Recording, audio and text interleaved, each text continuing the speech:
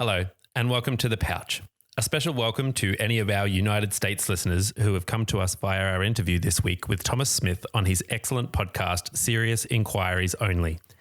It seems, however, that our two countries' paths have crossed in a more somber manner this week, and we'd like to take this opportunity to express our grief at the news that 3 US firefighters, Captain Ian Macbeth, First Officer Paul Hudson, and Flight Engineer Rick DeMorgan Jr. died when their C-130 large air tanker crashed in our state of New South Wales this week. We thank them for coming to assist Australia in our time of need, and we wish to dedicate this podcast to their heroic memory. It's the least we can do.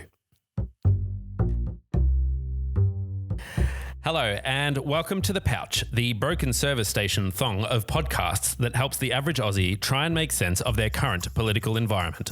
I'm Greg, it'll be right on the night, Savage. And I'm Jake, teetotaling Farwarton. On this week's episode, we give you your essential as water weekly roundup of Australian political news. And Greg asks the tough questions. Jake, this week, while we are snug as a bug in the proverbial rug, I want to know about the history of Australia Day and the evolution of some of its controversies. And we're going to bring you up to speed on the whereabouts of John Howard. And no, he's not endlessly walking around Australia in his Aussie tracksuit. Also, by the way, proverbial should have been the whole thing was proverbial, not just the proverbial rug. The proverbial bug. Yeah, well, I don't know if we're that serious about that, Like, I don't know. We've had discussions about my levels of pedantry, so okay.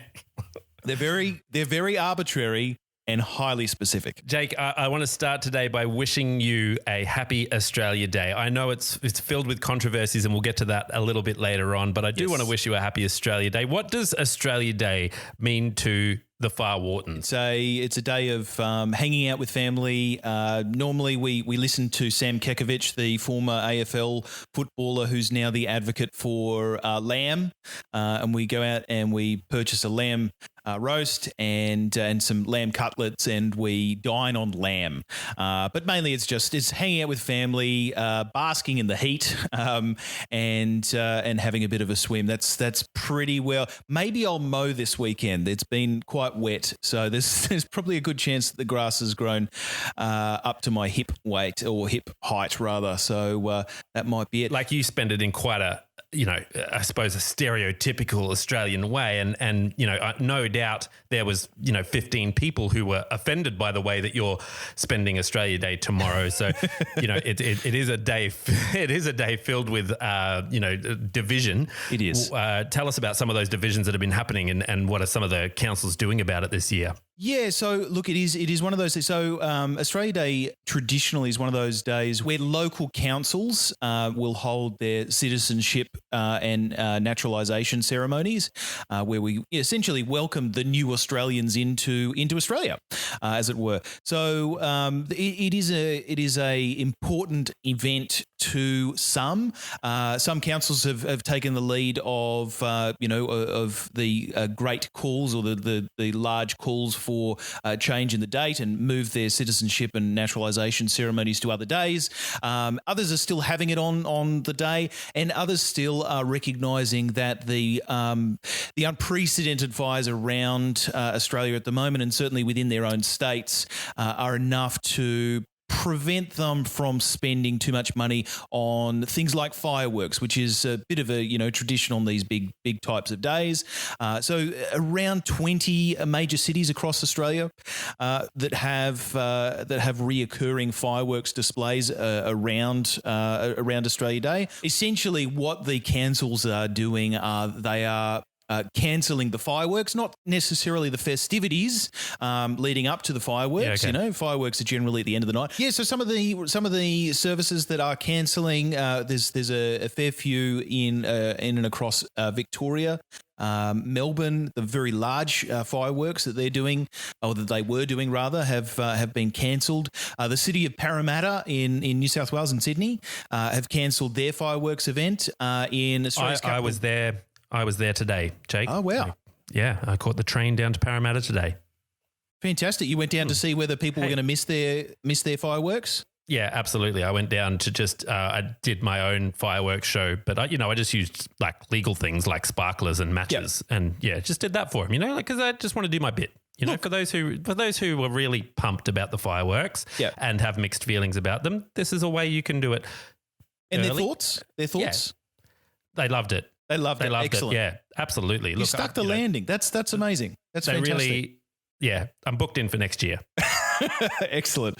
So some of the other places that have cancelled theirs within the Australia's capital territory, Canberra and Queanbeyan have cancelled their fireworks, essentially due to the bushfires. Theirs is a little bit more. They are currently Australia's capital territory, particularly in Canberra. They are currently fighting extraordinarily large fires. There was the evacuation and cancellation of all flights leaving Canberra earlier on in the week due to those fires in Canberra. So that's you can totally understand that. Whereas some of the others are doing it sort of in solidarity of the recent fires, and certainly not wanting to start new fires through fireworks, etc. If individual communities that's what they want, then that's what their councillors should be doing. So kudos to them for getting that done. Yeah, absolutely. And but I suppose keeping with the theme of fires, etc. One thing that has in the next story is discussion of the New South Wales Environment Minister Matt Kean. He's the New South Wales Environment Minister, and late last year, as the fires were raging, he was calling for discussion on climate change. So he came out in the last week suggesting that senior federal Liberals, being the ruling party at the moment, are pushing the government to increase its ambition on carbon emissions reductions. The Prime Minister was asked about that statement of senior Liberals pushing for further action, and the Prime Minister savagely rebuked Matt Kean, saying that Matt Kean doesn't know, quote, Matt Kean doesn't know what he's talking about. He doesn't know what's going on in the federal cabinet, and most of the federal cabinet wouldn't even know who Matt Kean was. I don't think that matters, really. No. I don't think it matters. Exactly. I think it matters that it's more the substance. Is he an elected MP? He certainly is. Yeah, within the New South Wales Parliament. So as long as his constituency knows who he is, I think that's the important part. Exactly. As long as his local constituents know who he is. Again, he's the Environment Minister, so he has a portfolio. He has an office. He has a department within the New South Wales government. So, yeah, look, he's a real guy. And they really take this whole don't protest thing really far, don't they? It's like, stay in school, do not protest, and even if you're in my party, do not protest. Sit down, do your job, and don't question me or what's happening. Yeah. No, look, you're absolutely right. The reality here is it is absolutely one thing for Matt Kean to talk about what New South Wales is going to do. And it is potentially his role to say, we're going to be doing these things at a state level. We would certainly hope and if not expect that the federal government would follow us in showing similar solidarity and leadership around this topic. It's probably not Matt Kean's place to say, hey, I've been speaking to all of the Prime Minister's colleagues, and it just so happens that all of these Prime Minister's colleagues are asking for the Prime Minister to be doing more. You would expect that those people who have been speaking out, it seems, would actually have that conversation with the Prime Minister rather than the Prime Minister finding out from from someone outside of his chain of command. We did make a shirt, Jake, out of this. Sometimes I'm lying in bed and I just go, gosh, I'm hilarious. And so I decided to make an I Love Matt Kean T-shirt, Yep. which we've given away on the That's Pouch, fantastic. the podcast Facebook page. So you can share that post and you can win yourself an I Love Matt Kean T-shirt. It says, "I've never heard of him, but I love Matt Kean," and it's got thepouchthepodcast.com on the back. Absolutely hilarious from my perspective. Not a great deal of interaction on Facebook, but Oh, that's all right. but you know what? I gave it a go. Yeah, exactly. You know, you're saying sometimes you think about these things in bed and sometimes you text me and sometimes I, inadvertently validate you. So Yeah, that's right. Yeah, it was a collaboration of failure. Yes. But interestingly enough, a few of the Liberal MPs that Kean was potentially referencing have actually gone on the record, at least saying that they're happy to see the conversation moving. These Liberals include Katie Allen, Dave Sharma, and Tim Wilson. So there are certainly a few senior Liberals that are calling for action. There are murmurings. Rumblings Rumblings absolutely. and murmurings. That's the title of the episode. Done. Murmurings and rumblings. I love it. Now, Greg, one of the things that we discussed on last week's show was the so-called brazen pork barreling. I'm sorry about the puns, but it just so happens, it's gone from a light simmer to actually a grease fire-inspired crackling. Yeah, this is one of those stories where you kind of think, this is just, it's going to blow over. There's nothing happening here. It's just, the media is building it up to be something that it's not, but it seems to be getting a little bit of a rumbling on there. I do just want to say before we jump into this one that, I try and see some of these stories from the different perspectives. And, I'm not even afraid to say that I think that Scott Morrison has actually done some really great things over the last few months with the bushfire crisis and the way that he's dealt with it and some of the things that he says. I don't think that he is a particularly great orator. He's no Barack Obama or anything like that. But if you actually look at the scripts from what he says and some of the things that he does as well, I think that he's done a great job with a lot of things. There's a lot of improvements to be had, but I do genuinely think that. And, that's a rough thing to say, right? With this particular story, I'm struggling very hard to sort of stick up for Bridget McKenzie in any sort of way. The more that comes out from this, the more that I see her standing next to the Prime Minister, the more that I see him, not shaking in his boots, but sort of going, all right, this is a bit serious and we're going to have to do something about it. I'm struggling really hard to be on her side and am leaning towards the media's side and that this is actually something rather than nothing. A lot of new information has come out since those earlier announcements. To the Prime Minister's point, while there was certainly plenty of smaller change room style investments that were made, there were also quite a few large dollar value renovations that are very difficult to understand from at least my perspective, and certainly the media is grappling with the same thing. There's reports of $500,000. The maximum that could be allowed under the scheme was $500,000. Was given to a sporting club boasting $1 million views. There was large sums of money going to a tennis club so that they could upgrade their foyer to attract weddings. So that's quite interesting. And then of course you got to branch out, don't you? You got to branch out these days. You do, absolutely. You can't just sell kimchi at your store anymore. You've got to sell kimchi and wash dogs and have a boutique fashion line and have a great place to take photos for your wedding.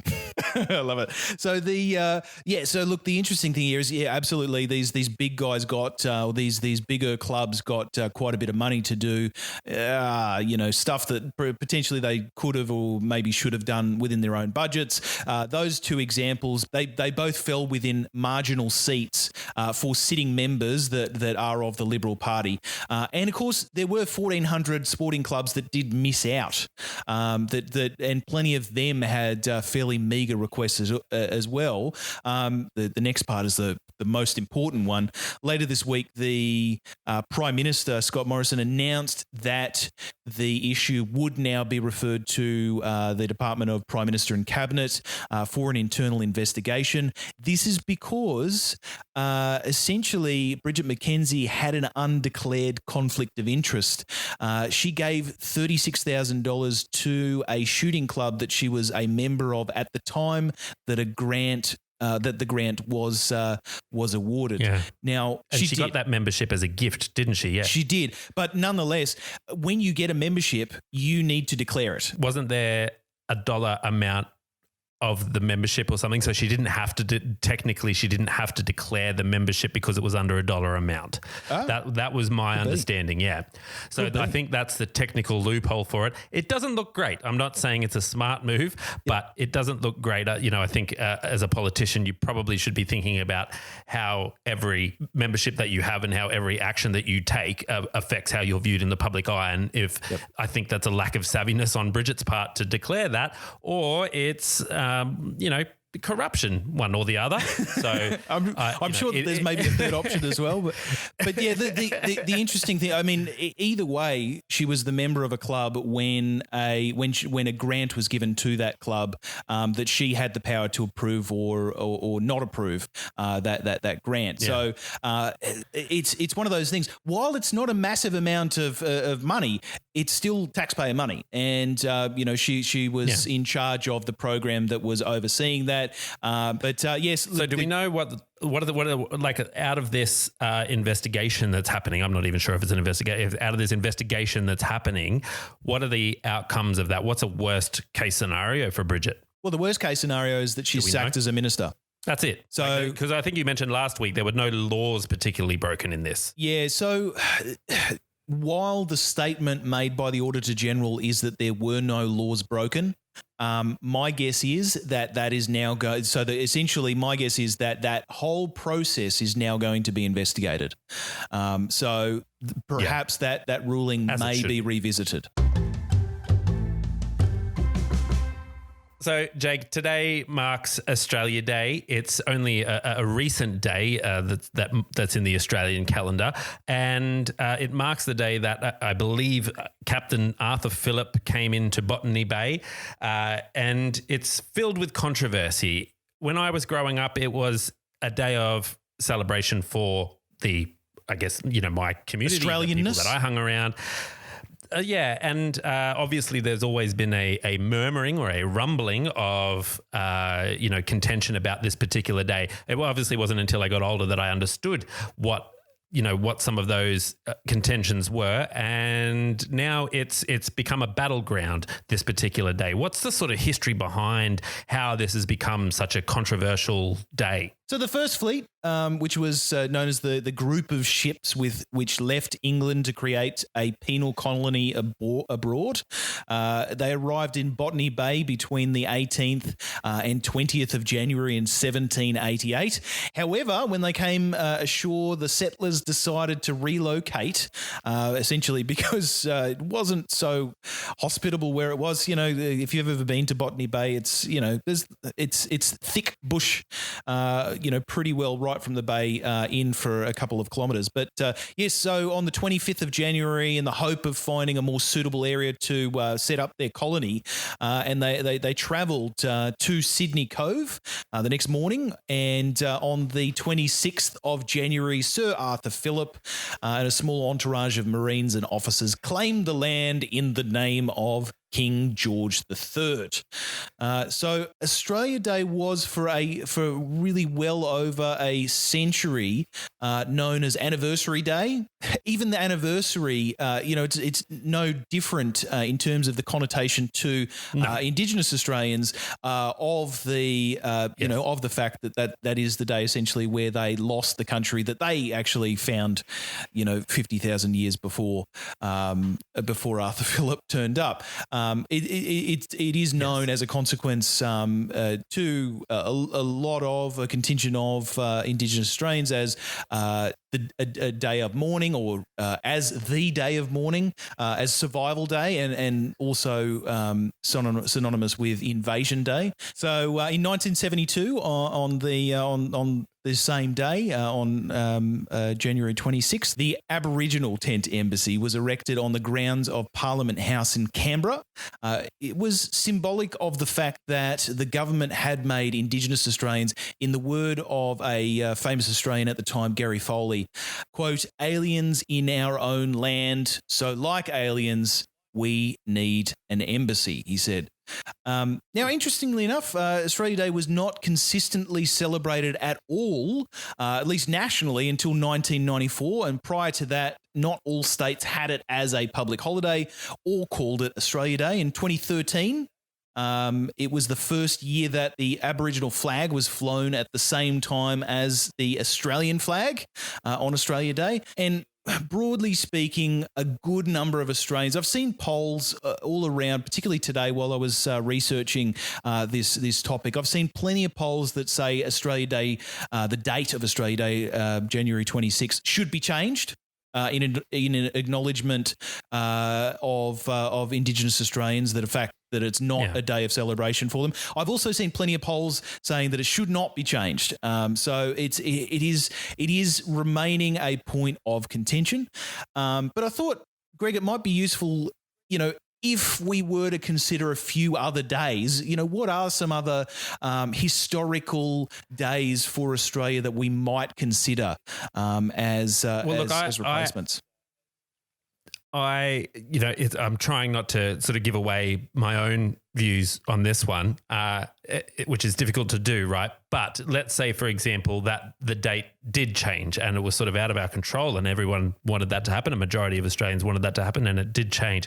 There was one suggestion, which I think was like the third Monday in January, that would be Australia Day, because then it's not on a specific date. And I've always thought if the date was going to change, that would be a pretty good idea, because then you can't, hold your hooks onto one particular date. I heard an interview recently with someone. I really do wish that I could remember their name, but I heard an interview with someone and they said, other countries have got their days and they're very, very specific. Yeah. America has a very specific day and they have like almost like 3 days. They do. Thanksgiving Day, Columbus Day and July 4th, I think, for like Independence different Day, things. Whereas our day is just a big mush of stuff. It's certainly, it's probably important to note that it does have history. It does have history associated with it. And it is a day that has been consistently celebrated by, groups of Australians, essentially since the colonisers landed in 1788. So, it does, the 26th of January does have a certain historical connotation with it. On that day in 1788, when Captain Arthur Phillip, he made a statement of a thing called Terra Nullius, which is essentially acknowledging that the land had no life or no other humans, and essentially a little derogatory. It was a little bit derogatory. Interestingly enough, while I was researching some of the potential days for a replacement of Australia Day, the 3rd of June could be named Mabo Day because on the 3rd of June in 1992, the High Court of Australia ruled in favour of Eddie Mabo's case. Eddie Mabo was a Aboriginal rights campaigner, which on that day they overturned the legal concept of Terra Nullius, which was essentially nobody's land, which meant that Australia and the Torres Strait Islands had not been considered owned by the Indigenous peoples prior to that. And now it's time for Where in the World is John Howard? Jake, it is Australia Day, and I thought that, who was I interested in this week to find out where in the world were they? And I could think of no one better than the longest running prime minister that we've ever had. I grew up with him. He was like my fourth father. Something. Sorry, Mum. He was always on the television. He was always wearing his jumpsuit. I want to know where is he? I'm very similar to you, Greg, in that I also grew up with John Howard as my prime minister for the vast majority of my formative years, and it is quite interesting that he was a fairly colourful character. I mean, he wasn't sort of the beer drinking, pub mate of Bob Hawke, and he wasn't the astounding intellectual of and potentially elitist level intellectual of Paul Keating, but he was an incredible political strategist, and he loved his sport. But so a little bit of history on John Howard. So John Winston Howard was the 25th Prime Minister of Australia. He led the country and the Liberal National Party from 1996 to 2007. Actually, he took over from Andrew Peacock, who, as an aside, was the first one to propose a goods and services tax, which was actually stole the idea. Exactly, it was reworked by the Howard government and became the goods and services tax that we now have entirely forgotten. He did a remix. Exactly. He was the GST remix feat John Howard. Yeah, he fixed it. He's a fixer. So, which is a quote from another politician, which we can talk about in future weeks. Yeah. Why don't we talk about it now? No, it's I can't think of his name. Curly hair. He just left Parliament. I can't remember his name. Alexander Downer. No, but you got the curly hair right. He had curly hair. One of Barnaby Joyce's sheep. Not sheep. Oh. That's right. He did. He referred to him as anyway. John Howard lost the 2007 election to Labor, and lost his seat as well that year to the former journalist Maxine McHugh, who was frankly riding a very populist wave thanks to the Kevin 07 campaign that brought the Labor government into power that year. Now, during the reign of John Howard, he brought in a number of different things and was responsible for a number of different things. The GST, as we said, he was also responsible for the partial sale of Telstra, or Telecom as it was back in the day. I think he certainly sold the bits that belonged to Telstra in the Blue Mountains. Yeah, I think they don't exist. So I imagine that he certainly sold them off. I hope he got a good profit for them anyway. Well, he did for shareholders, but they had to wait quite a long time. He's probably also at least partially responsible for the format that the National Broadband Network played. So, don't give him too much favourable credit. Well, don't start creating false memories. I won't bring you down so early. He also oversaw the referendum for Australia to become a republic and secede from the Commonwealth, and that failed. But he did. He was the last referendum that we had on the subject.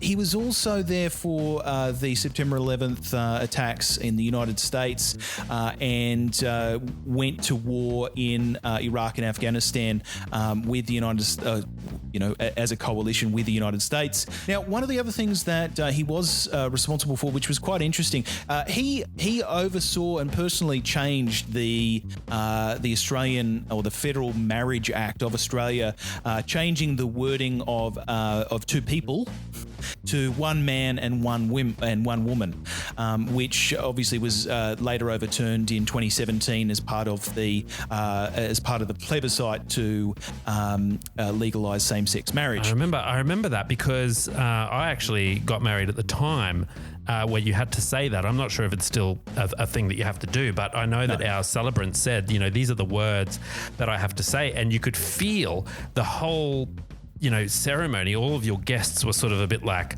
well, that's weird, that we have to say that. And so we sort of had to give them a bit of a prepping too, to sort of say, look, this is not us dictating what she has to say. She actually has told us that she has to say this, otherwise we are not married. So, look, one of the other items that John Howard's cabinet was responsible for was much maligned, probably for important reasons, the work choices scheme. scheme, which was headed by Tony Abbott, our old friend. But yes, that absolutely the introduction of the work choices scheme, which changed a lot of industrial relations laws in the country, ultimately became incredibly powerful and potent fuel for the ascension of Kevin Rudd in 2007. But look, as of May 19, 2019, he was and is now Australia's longest living former Prime Minister. And as for what he's actually up to, in January in 2019, he was all over Australian news for breaking up an act of domestic violence. He stood between a woman and her abusive partner until police could arrive. So I didn't know that. Yeah. I had no idea. Well, really? Look, it's just the sort of thing that you would expect from 1997's Australian Father of the Year. Yes, But, yeah. Absolutely. I'm proud to have him as a fourth dad. But yes, look, as for where he is, he lives in Wollstonecraft, which sounds like one of those Chestertonville town, made up. Where is that? Is that provinces that's not somewhere. here? It's in New South Wales. It's in New South Wales. Yeah. Wollstonecraft. Wollstonecraft. Wollstonecraft. WOLL Stonecraft. Wollstonecraft. That reminds me. I'm pretty sure, like in Tasmania, we have a Baghdad. Is that right? Yeah, I'm pretty sure in Tasmania there's a Baghdad. I think I remember driving through that coincidentally on my honeymoon. How about that? Yeah, I didn't know that. I really hope I'm not wrong on that. And we have a Texas. We do have a Texas. I've been there a couple of times. Texas. Yeah, we have a Texas and a Baghdad. Well, Jake, thank you so much for spending Australia Day holiday with me today, and for talking to me about the history of Australia Day in particular, and for bringing up pork barreling again. Gosh, we do love a bit of pork barreling on the show. I'll give you the tip. Yeah, absolutely, especially the brazen kind, and for bringing me up to speed on John Howard, because I just miss him. There's just a John Howard sized hole in my heart. Yeah, I get it. Yeah, and no amount of tracksuit wearing that I do at home brings him back. Brings him back walking through that door and hugging me. So thank you for. Yeah, look, maybe Greg, if more people subscribe to the show, maybe that would fill that John Howard sized hole in your heart. But absolutely, definitely, thank you very much, Greg, for this week's show. Listeners, thank you so much for listening, and indeed hit the subscribe button and follow us on Twitter, Instagram, and Facebook by searching for The Pouch, the podcast. And if you want to direct your friends somewhere to listen to this show, you can direct them to thepouchthepodcast.com, where they can choose their favorite podcast player and subscribe through there. And thank you so much to Thomas Smith for having us on his podcast this week, Serious Inquiries Only. We had an absolute blast on that. Check it out if you get the chance. Just search for Serious Inquiries Only on Apple or Inquiries. Or Inquiries, Serious Inquiries Only. Is that an Australian American thing? I have Inquiries? No Inquiries? I don't know. I don't know. I think I learned way too much doing this podcast, Jake. Thank you so much, Jake, and I will speak to you again next week. Places. We also have there are some fundamental differences between the Baghdad in Iraq and the one here in Tasmania. Yeah. Like if you do a Venn diagram, they're two separate circles. Yeah, there is no intersection. Not a lot in the middle. There is no intersection. Oh, no, sorry. name. The intersection is spelling. Yes. Yeah. Yeah.